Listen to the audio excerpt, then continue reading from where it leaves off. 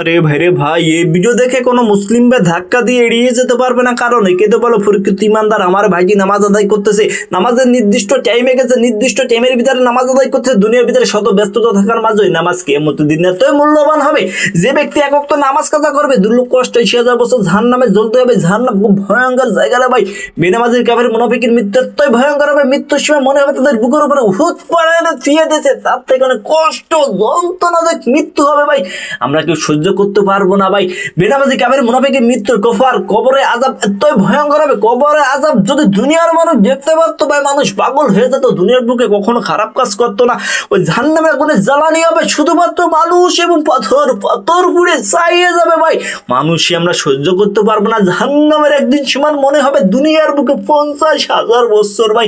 এখনো সময় চল, হরবত ফিরে আসুন, 5 ওয়াক্ত নামাজ পড়ুন, কারণ আমরা জাহান্নাম সহ্য করতে পারবো না। ভিডিওটি ভালো লাগলে চ্যানেলটি সাবস্ক্রাইব করে পাশে থাকুন, ভালোবাসান মানুষগুলো।